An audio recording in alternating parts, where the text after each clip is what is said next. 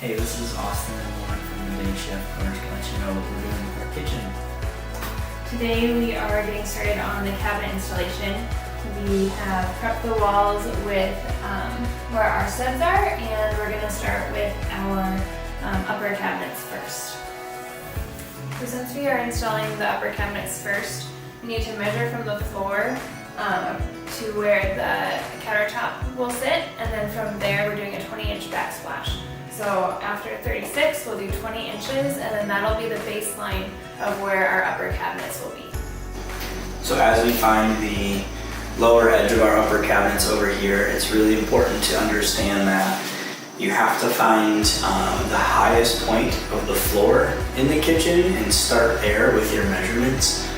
The reason being is if you start in a lower spot, you will start putting your cabinets across level, and then when you get to the high spot, you would have to cut parts of the bottom of the cabinets off, and you don't want to do that.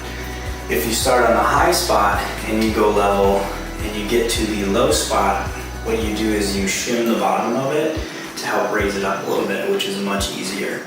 So make sure you find out what point is the high spot on your floor in the kitchen, and for us it's this corner. And so this is where we will start our measurements and then start level all the way across.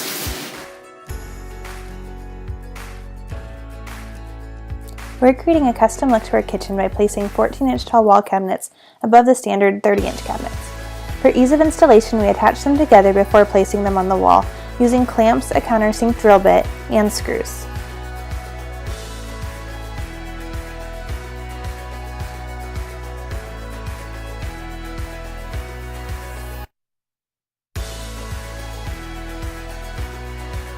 Before placing the cabinet unit on the wall, we marked where the studs would be behind the cabinet.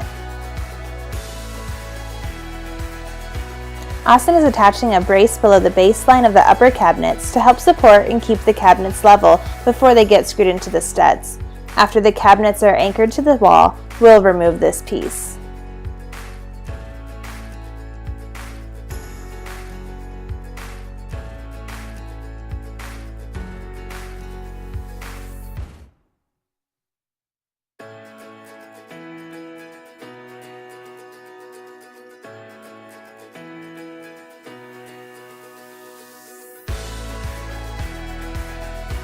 Using a countersink drill bit and 3-inch cabinet screws, Austin attaches the upper cabinet to the studs. The 30-inch section is secured in 6 places, and the 14-inch section is secured in 4.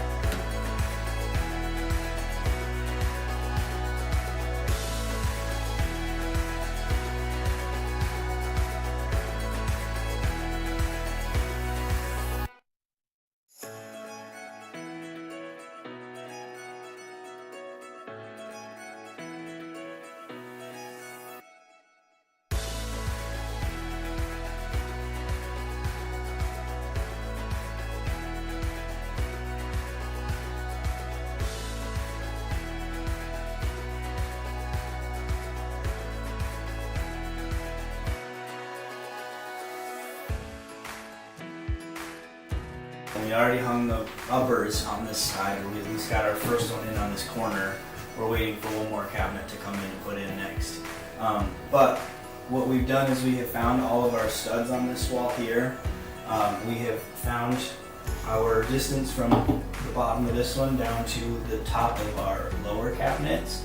So we now know where to put these up against the wall and how to shim them to make sure that everything is level and the same distance from here down all the way.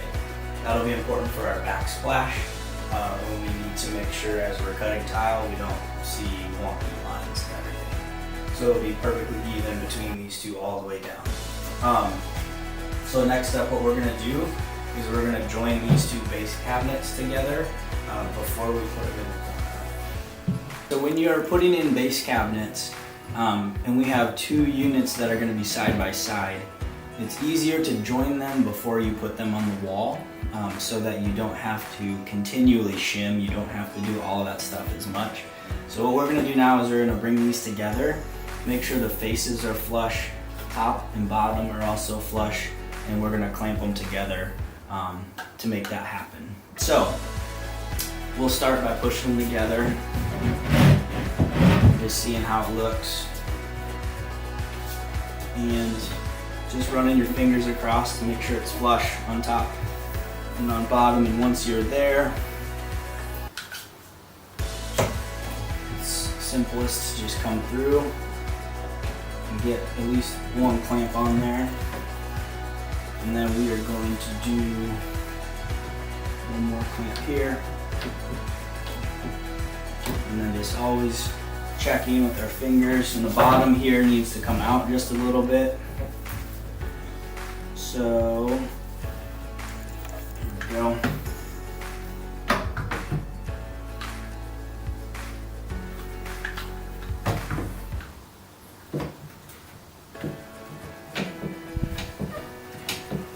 And then everything, following your fingers, should be just about right on.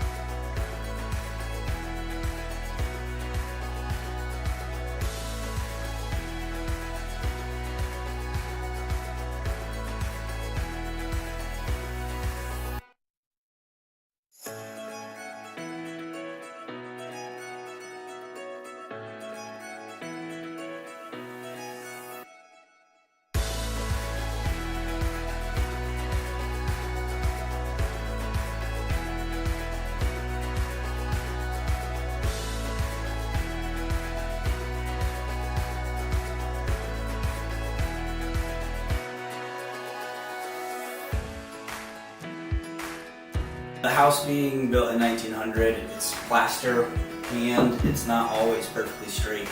So as you can see over here, there is a almost half-inch gap and it gets a little smaller. But as you look at the back corner, the top of this cabinet is actually touching this wall.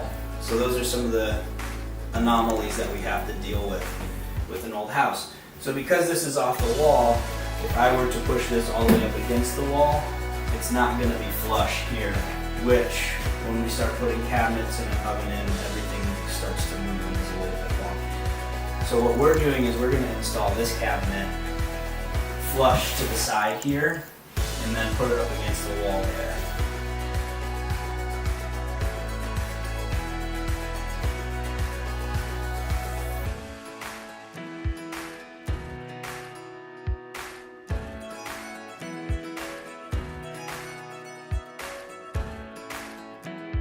This corner over here is the low spot on this wall.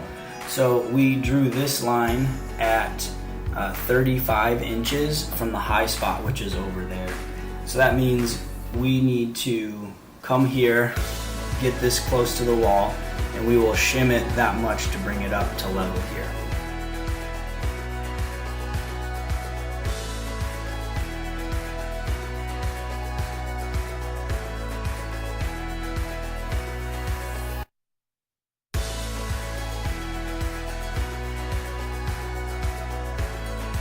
Once the base cabinet is level with our marked line, we secured it to the studs in multiple places. The remaining base cabinets will be installed the same way. With a free Saturday, help from my parents, and stock cabinetry from Lowe's, this empty room is starting to resemble our kitchen. Next up is prepping and painting the cabinets, installing the countertops, and tiling the backsplash. We hope you'll follow along.